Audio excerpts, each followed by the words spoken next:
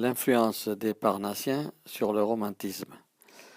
Sans entrer dans un débat complet sur les différents mouvements littéraires qui ont façonné la poésie, intéressons-nous à l'influence des Parnassiens sur le romantisme.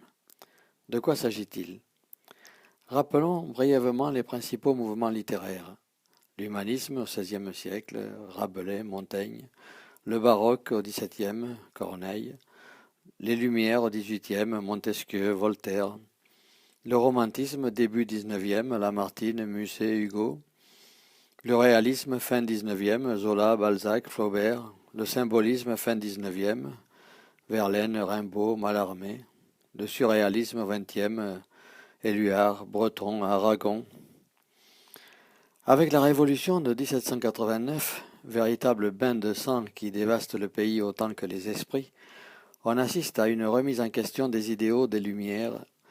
Le XIXe siècle marque un retour à des valeurs fondamentales, l'individualité, le cœur, la nature, et voit l'apparition d'un nouveau mouvement, le romantisme, qui atteindra son apogée dans les années 1820-1840. Le Parnasse, appelé souvent le mouvement parnassien, est un mouvement poétique apparu en France dans la seconde moitié du XIXe siècle qui avait pour but de valoriser l'art poétique par la retenue, l'impersonnalité et le rejet de l'engagement social et politique de l'artiste. Le comte de Lille, considéré comme leur chef de file, intègre le mouvement entre le romantisme et le symbolisme vers 1866. Les Parnassiens souhaitent lutter contre le lyrisme des romantiques. Ils estiment que le poète n'a pas à évoquer les sentiments personnels. Il doit se cantonner à l'art pour l'art, la rigueur de la forme, ciseler le vers comme un bijou. La poésie doit rester impersonnelle. Le poète ne doit pas chanter son ego. Le poète doit privilégier le travail de la forme plutôt que de se laisser aller à sa seule inspiration débridée. Il doit viser la beauté dont l'Antiquité, grecque, hindoue, nordique, fournit les modèles absolus. Par opposition au sentiment, la science, guidée par la raison, constitue un champ d'expression infini. Le poète ne doit pas s'impliquer dans la vie moderne. Si l'on veut comparer avec une autre profession telle que le journalisme, où l'on voit par exemple le chroniqueur dire ce qu'il pense tandis que le reporter dit ce qu'il voit, on pourrait dire que le poète sous le romantisme dit ce qu'il ressent, tandis que le parnassien décrit la beauté.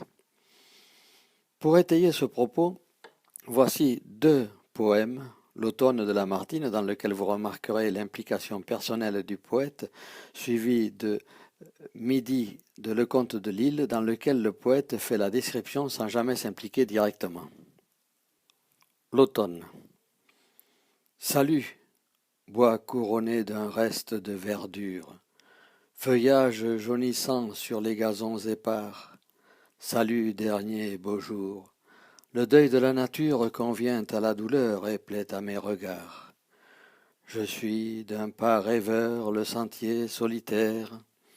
J'aime à revoir encore, pour la dernière fois, ce soleil pâlissant dont la faible lumière perce à peine à mes pieds l'obscurité des bois.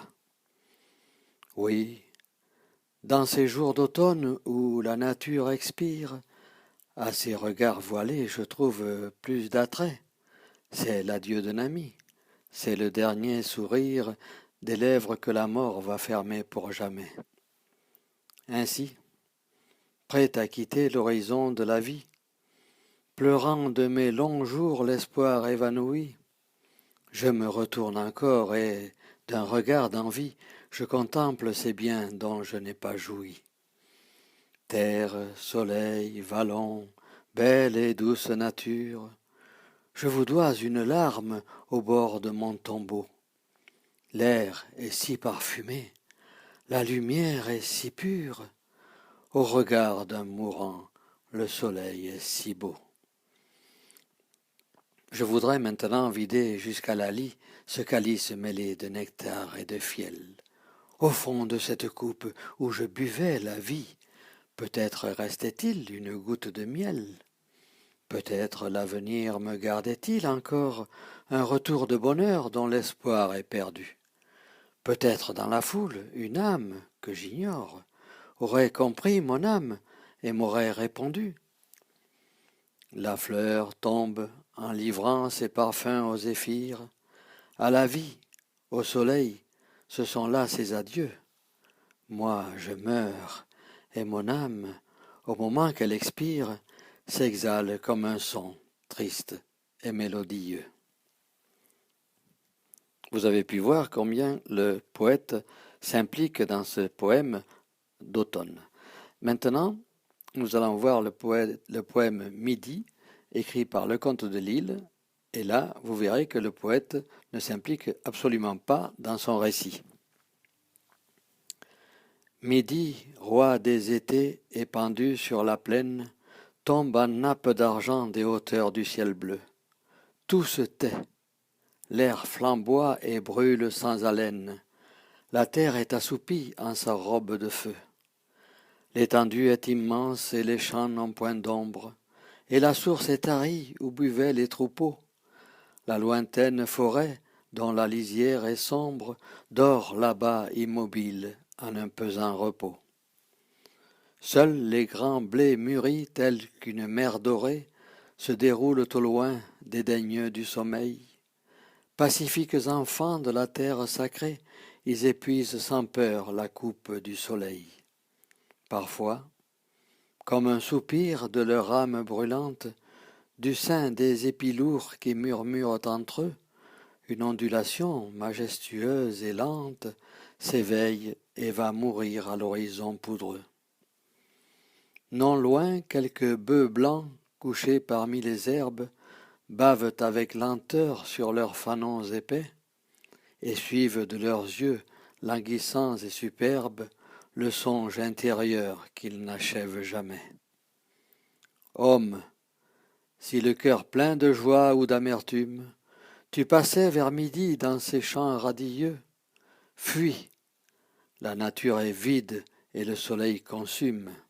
Rien n'est vivant ici, rien n'est triste ou joyeux.